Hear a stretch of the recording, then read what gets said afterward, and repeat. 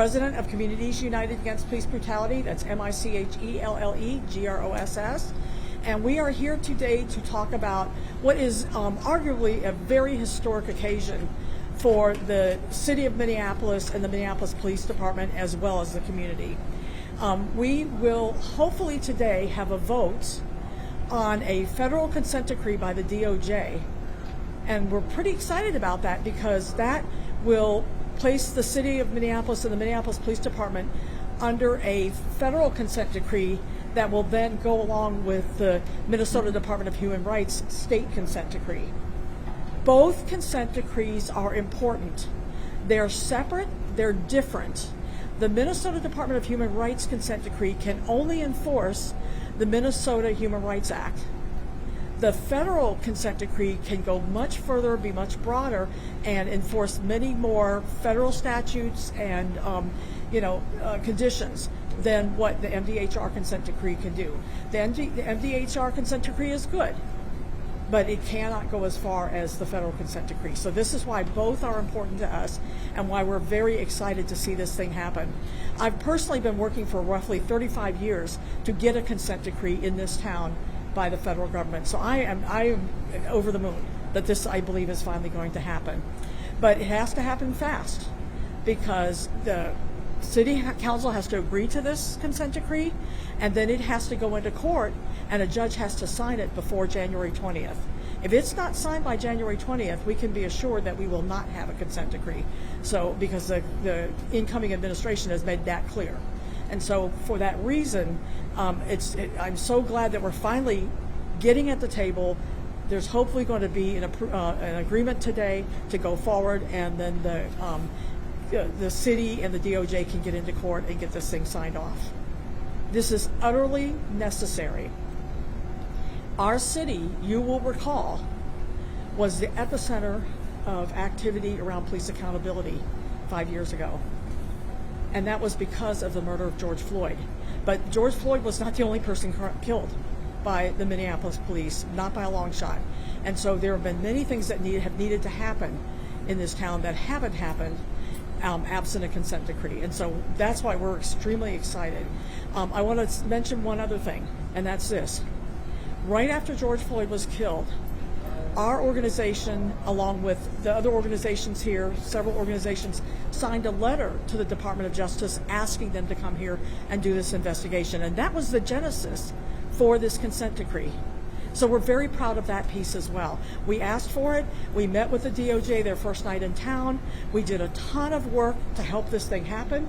We held over 24 community events in which we talked to people and said, if there's a consent decree, what would you like to see? And from that, we developed what we call the People's Consent Decree, which we shared with the DOJ and the MDHR. We also brought in canvassers who distributed over 250,000 flyers throughout the community, door to door and to individuals. And we collected 2,300 testimonials. We call them experiences, but testimonials from members of the community about their experiences with the DOJ. With the Minneapolis Police Department. And those testimonials, those experiences, informed the investigations of the MDHR and the DOJ. They were important pieces to it. We also held a 2-day hearing with the community and with DOJ investigators on Minneapolis police treatment of people experiencing mental health crisis. And then we filed a formal complaint based on their request. We filed a formal complaint about Minneapolis police treatment of people during mental health crisis. And those became important parts of the investigation report that came out of the DOJ investigation. They became very important parts of it. I feel like the entire mental health part, we literally wrote it for them. And basically what we're looking for now is a consent decree that is solid and that will address all of the points that were made in that investigatory report as well as others. And so we've been talking to them ever since. We talk to them on a very regular basis to say, here's what's going on in Minneapolis, here's what you need to make sure it gets addressed, and all of that. And so this has been a mammoth effort by the community to make sure we get a real consent decree. And so I'm very, very excited about what's going to happen today. So with that, I will turn this over now to Jaylani Hussein with CARE Minnesota. Jaylani?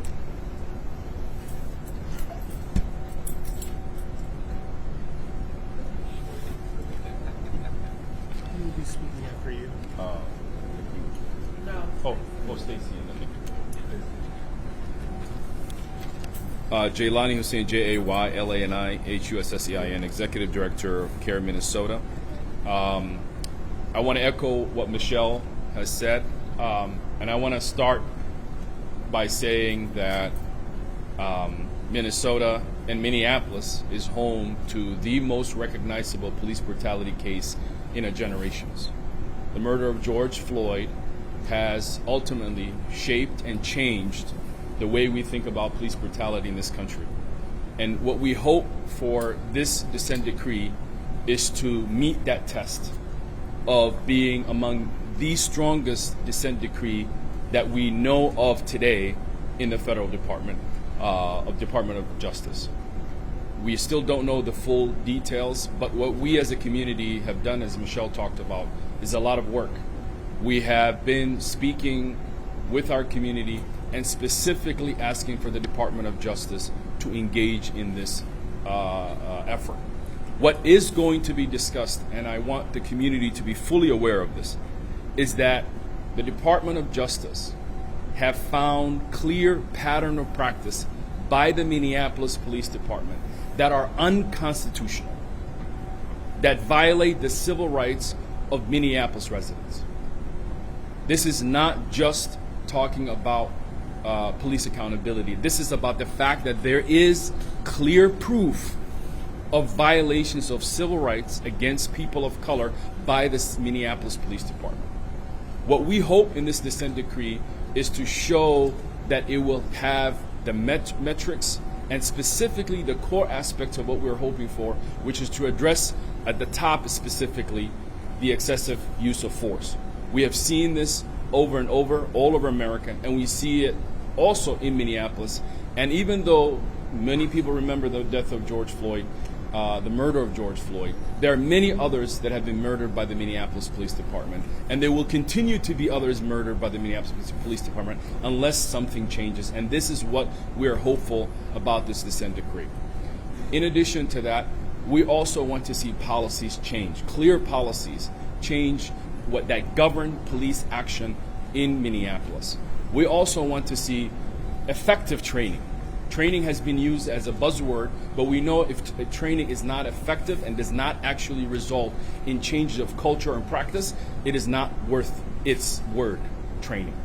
We also want to see a clear acceptance by the city leadership, from the mayor, this mayor, and future mayors, and as well as the city council and others, to accept this particular dissent decree as a form, a tool to change the culture and the practice of the Minneapolis Police Department. And finally, we ask our beloved community who have stood tall and have spoken up in defense of many who have been their civil rights violated, that it's also up to the community to stand up and hold this dissent decree accountable and to make sure that it's effective and impactful. We have seen dissent decrees change communities and policing in other cities, but we in Minneapolis are hopeful that we will do it even better. We will learn from the practices of other cities and what has worked well. We will bring that into our energy, and we expect our city leaders, our community organizations, others to step up. This is not going to be a document on a shelf. This is not going to be buzzwords. This is an opportunity to change a system that continuously brutalizes people of color in the city of Minneapolis.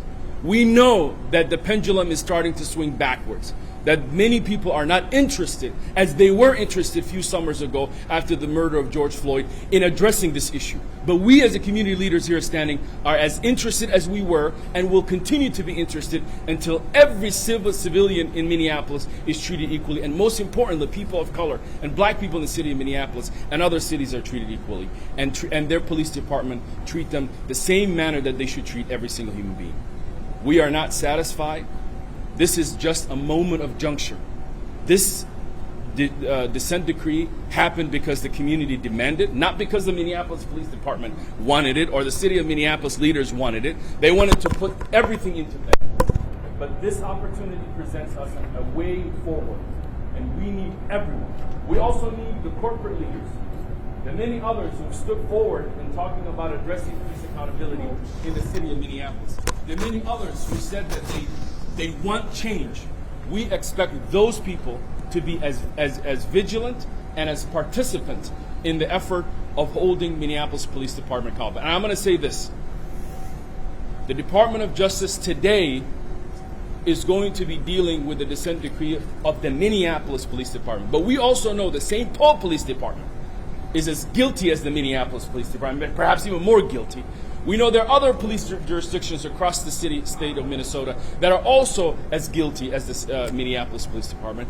This is a lesson for them. Either we will bring the Department of Justice to their, or they will use this as an opportunity willingly to see what is happening in Minneapolis and adopt some of the metrics and some of the policies that are coming out of this dissent decree. Thank you.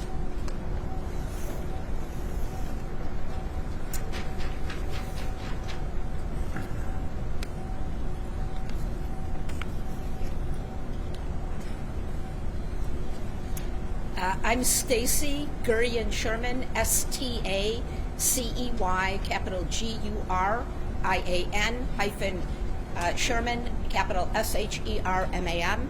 I am representing Minneapolis for a Better Police Contract. I am also a commissioner on the Community Commission on Police Oversight for Ward 9. I am not representing the CCPO's point of view. I am shocked and disappointed at how long it has taken to get the city to sit down with the USDOJ and get this tentative agreement. They've known that January 20th has been on the horizon for months. We have told them for months, get this deal done, allow for enough time for the city council and the judge that will be appointed to review the agreement to come back with any other suggestions or demands that they want to see in it. And now we are at January 6th.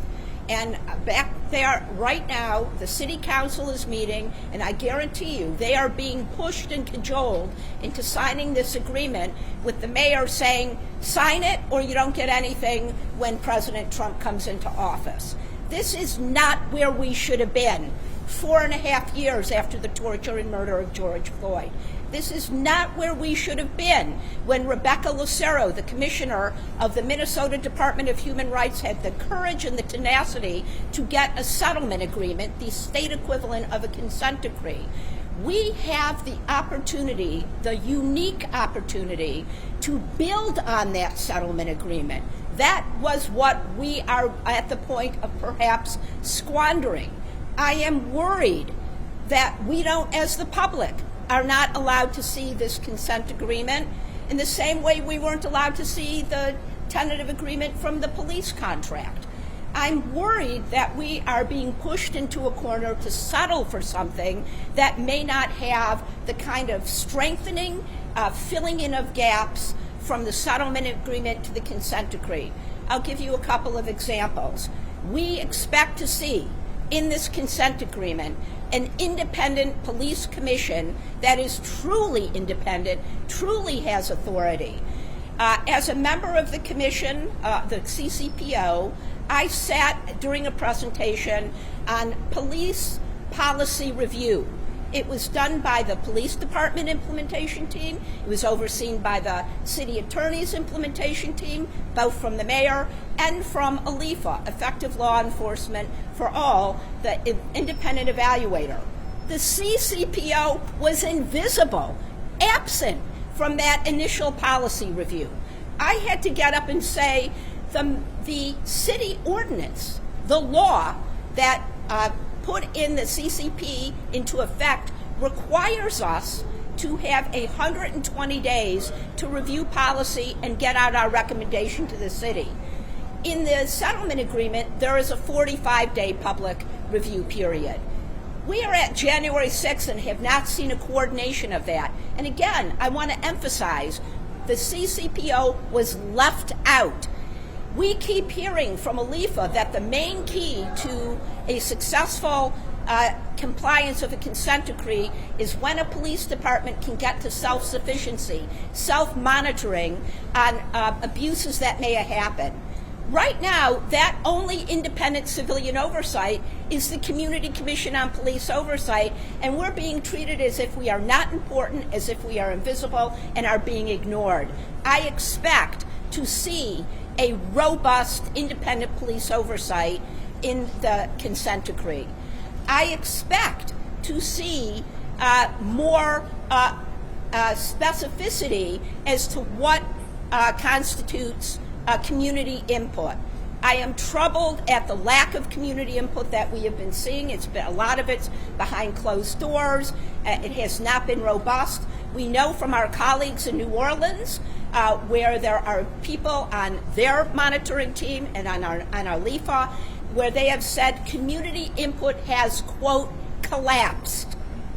We are concerned that we are not seeing in the first 8 months of oversight the kind of community input we should see. We are concerned about what we are seeing in New Orleans, where they will be having a hearing this Monday to see if they should be relieved of their compliance and go into sustainability. And yet it was community-based organizations in New Orleans that found that 40% of domestic violence cases were still being misclassified and still not taking into account the public and the victims' comments about how they were being investigated. Why is that important? Because that was one of the main findings back in 2011 against the New Orleans Police Department. It was put into the 2013 New Orleans consent decree. We do not want to be standing here 12 years from now because we did not have a consent decree that was robust, could not be wiggled out of, and because we didn't have oversight from a monitoring team that was overseeing the city.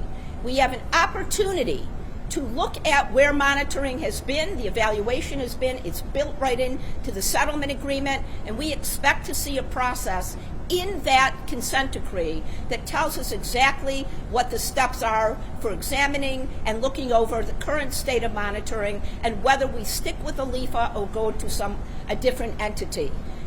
These are just a few examples of what we expect to see.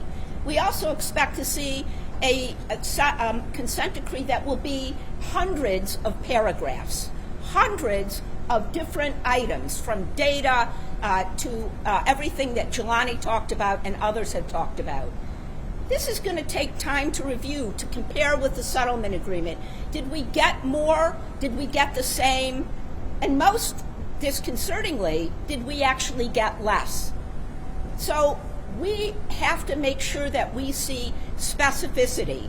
We do not want to be in a position where the city comes back and says, oh, the settlement agreement says one thing and the federal consent decree says another. There should be no discrepancies. There should be no concern about conflicts within the document. We, as the public, have a right to have the time to review it. The City Council just got this consent decree yesterday. When the city put out an announcement last week that there was going to be this special City Council session, they didn't even mention that they had achieved a tentative agreement. They said, we're going to have a special City Council meeting to go over litigation possibilities and resolutions. Why did they hide the fact that there's a tentative agreement? What is in here that they do not want us to see and they don't want us to have the time to correct? I hope I'm wrong. I hope everything that we demanded, that we deserve, that this community deserves after 4.5 years of murders and false arrests and other police abuses, and as Michelle rightly said, murders and abuses that have occurred in this city for decades. So let's hope for the best and prepare to challenge what we are if it is not the best. Thank you.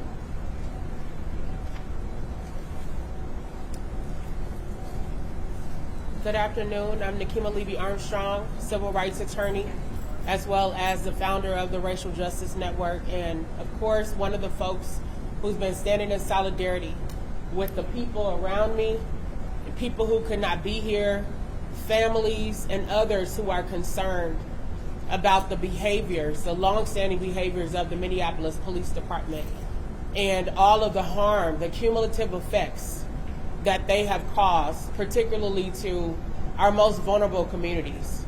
Honing in on what the DOJ identified in its report as a pattern and practice of racist behavior, particularly towards Black people in the city and Native Americans in the city. We know that other communities have been impacted as well, and we know that change is long overdue. So based on what my colleagues have said, I think that more than one thing can be true at the same time. On the one hand, it is a historic day. It is a day in which hopefully we can celebrate the fact that we finally have a consent decree on record with the federal government that will hopefully contain all of the promises, all of the demands, and all of the things that we have asked for, and that will be properly enforced. But on the flip side, based on what we have dealt with historically with the city of Minneapolis, it's also a time to be on guard and to make sure that we are able to scrutinize the document and what is being agreed upon at what is essentially the 11th hour in a saga that has lasted for decades, but more specifically since the May 25th, 2020 Minneapolis police killing of George Floyd. There's not been a valid explanation as to why the City Council is just now receiving the tentative consent decree yesterday or today. Why are they just now getting this information, something that they should have had access to a long time ago, been able to scrutinize, been able to ask questions, been able to make demands? They should have been able to do that a long time ago, not waiting until January 6th. But the delays, the lack of transparency, the concerns we're sharing is how we got here in the first place. Think about all of the years of police abuse that were documented on record, in which folks would sometimes file civil suits, and the City Council would sign off on those settlement agreements, and there would not be the political will or the fire in their bellies to actually change the underlying policies, conditions, and practices that led to the need for settlement agreements in the first place. That is why we had to take to the streets for many years, demanding change and demanding justice. So on this day, while we celebrate, we still celebrate with one eye open, knowing that we have to look carefully at what is happening in this city, knowing that we will have to review these documents and make sure that they're in alignment with what is in the best interest of the present and the future of the city of Minneapolis. One other thing that I want to bring to you all's attention. We know that there will be a new administration coming in on January 20th. I think it's ironic that we're here today on January 6th, knowing what happened, right, on January 6th, just a few years ago, when folks raided the Capitol building, threatened people, lives were lost, the harm that was done, and the fact that that whole incident is seemingly being swept under the rug, right? Think about the people who are going to be pardoned after what they did on January 6th. The attack on our nation, the attack on our democracy, the attacks on our advocacy fighting for police accountability, and a lot of those folks are going to be pardoned. Now we contrast that with what's happening January 6, 2025, with what we all mentioned today, the celebration and the need for more scrutiny. And then we need to think about those people who are still incarcerated within the state of Minnesota based upon the misconduct, the racist practices, the excessive force, the lying during trials by detectives and police officers that led to innocent civilians being sent to prison for crimes they did not commit. Those people are not necessarily lining up for a pardon in the way that the January 6th protesters in Washington are. That's not fair. What it shows is that there's still unfinished business that needs to happen in this city. Amends still need to be made. Reparations need to come to the individuals who have been impacted by the Minneapolis Police Department, whether they filed a civil suit or not. Reparations need to come as well to those communities that have been disproportionately impacted. So as Jaylani mentioned, we need for the corporations to step up. All the folks who claimed that they donated money, that they were focused on equity after George Floyd, where are you now? Almost 5 years later, when our community is still suffering, when people have not been properly compensated, when people are still incarcerated for crimes they have not committed because of the misconduct of the Minneapolis Police Department. Where are you, corporations? Where are you, faith community? Where are you, members of the legal profession, including our judiciary, who can make a difference? Where are you, regular, average citizens of the city of Minneapolis? Are you hoping that the government will solve all of our problems?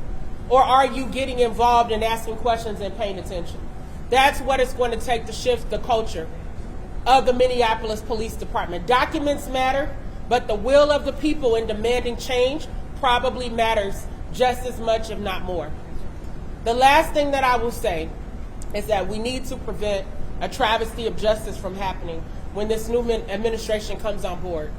It's our understanding that Bob Kroll, former head of the Minneapolis Police Union, is vying for the spot to become the U.S. Marshal for the state of Minnesota. That would be an absolutely deplorable and very dangerous decision on the part of the next administration.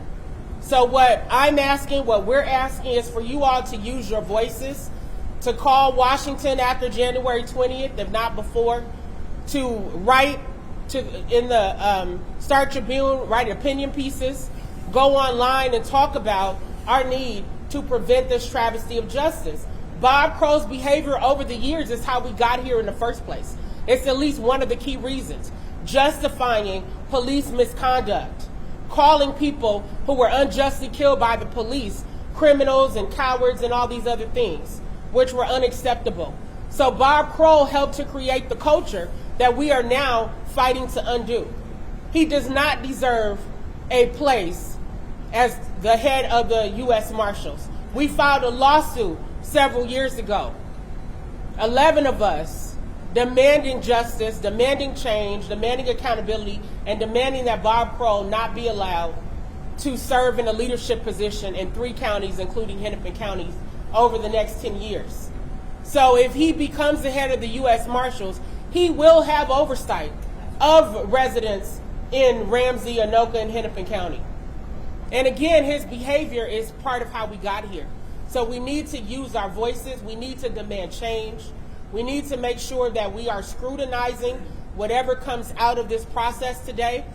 And at the same time, we need to celebrate the fact that it was the power of the people that helped to get us here, along with the blood, the sweat, the tears, and the cries of the victims and their families who were unfortunately subjected to abuse and harm and unjustified murders at the hands of the Minneapolis Police Department. Thank you. Thank you, everybody. I want to add one more thing, and that's this. The process looks like this. The City Council will approve this. If they do, they can vote on it. Hopefully they will. At that point, the case will go to court, and what would normally happen in these kinds of situations is that the judge would schedule what are called fairness hearings. And fairness hearings are opportunities for the community to give our opinion about the agreement and to say what we think is missing and so forth. Unfortunately, because of the foot dragging on the part of the city attorney's office and the mayor's office, by design, frankly, yes, we find that we don't have that opportunity. If this agreement is not signed, by a judge by January 20th, it won't happen. We already know that because the administration has said so, and they pretty much do what they say. And so we are very concerned, and it means basically that the community gets no opportunity to have the kind of input that we should have had.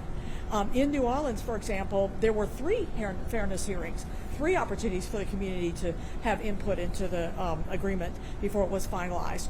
We aren't going to get that this time because of the, again, deliberate foot dragging by the mayor and the city attorney's office. It's very, very frustrating for us. At the same time, we have to have this agreement. Even if it isn't ideal, even if it isn't perfect, we need this agreement to go forward. And so that's the conundrum that the community is in. But it doesn't mean that we're just going to take whatever they give us. We're going to be working very, very hard. We've been working on the front end to try to include lots of things that we cared about in that agreement. And now we will continue to work on the back end to enforce the agreement as well as push for push the boundaries to make it as all that it can be. Thank you. Any questions? Could you kind of give some main points of things you'd like to see in this federal consent decree? I know there's a lot, but Right. kind of the cliff notes. Well, there were, so some of the things that we've addressed with them as our organization is we raised that we need a real police accountability mechanism. Our belief is that the Office of Police Conduct Review it cannot be salvaged. It should be scrapped. We should have an independent civilian oversight mechanism that is run by actual civilians, not part of any city agency. The Office of Police Conduct Review is frankly designed to fail, and it is doing it spectacularly, and it is absolutely by design. So that needs to go, and we've made that abundantly clear to the DOJ. We also talked about the ending of the mechanism for off-duty work. Off-duty work is an enormously corrupting force because of the way that it's done now. What happens is that each precinct operates its own off-duty program. The money is paid by cash. The person that runs it, and it's a legacy job. So when one person retires, they give it to the next person, and it's a legacy job. And the person that has that job has enormous power over their colleagues. So I want you to recognize that Derek Chauvin was the person they call warlords. He was the warlord for the 3rd precinct. And there's a reason why no other cops would ever have stopped him from doing anything wrong. That man did not just think of putting his knee on the neck of George Floyd. He had done it a dozen times before that. And the reason that he was able to do it and nobody ever said, hey, you better quit or whatever, right, is because doing that would anger him and therefore impact their income. And so having decentralized off-duty work that isn't through the payroll system basically lends itself to tons of corruption. That was one of the very first things that was addressed in New Orleans, and it needs to be addressed here. So those are a couple of examples. We have many. Addressing the city's response to mental health crisis. There's just a ton of other areas, but those are some of the bigger ones that we paid a lot of attention to. And can you address the coaching issue that's still? Yes. Oh, absolutely. Yes. Related to the disciplinary issues is coaching. We have a situation where police literally look. Anybody that has ever employed employees will tell you that coaching is important for low-level offenses like, "Hey, I noticed you've been late to work 3 times this week," or whatever. Right? The city has taken it to a new extreme. Literally, they have addressed sexual assaults by police and things like that with coaching. Coaching means, in the city's mind, that it is a non-disciplinary matter. It's non-public as a result.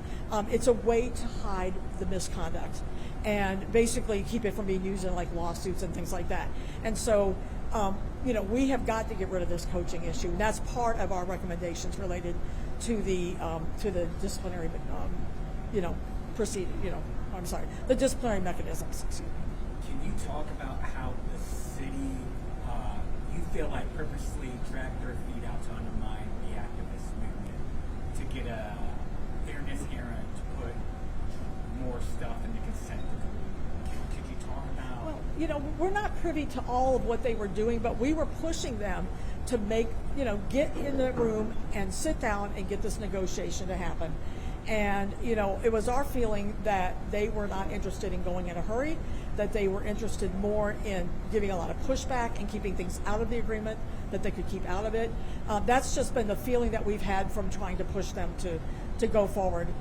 They're trying to blame it on the DOJ. We do not believe it is the DOJ based on our conversations with the DOJ. Could I just add to that? Coaching is one of the issues that was, coaching was one of the issues that Minneapolis for Better Police Contract and our supporting organization put forward would have been remedied if it had been put in the police contract. Both the city and several of the progressive members of the council said it'll be taken care of in the consent decree. The contract was signed in July. Where have they been for the last 6 months? So this is an example of how the city did not show the urgency that Michelle is talking about. They should have been on top of it, and like I said before, we all knew that January 20th was coming and what it could bring, and the city decided to play games and take the risk and frankly, use it to their benefit. If this consent decree is not what all it's made to be, we are stuck in a position of getting that or nothing. That is not where we should be. Other questions? Thank you very much. I've got one. Yes, okay. Oh, I'm sorry, I didn't see it. Sorry, I'm like hiding down here. Could you talk about any opportunities for reform in the federal consent decree that maybe aren't addressed in the state? Yes. Again, the state Minnesota Department of Human Rights consent decree can only enforce the Minnesota Human Rights Act. The federal government has the opportunity to enforce kind of a whole panoply of federal statutes, and everything across the board. So they can address things like off-duty work, like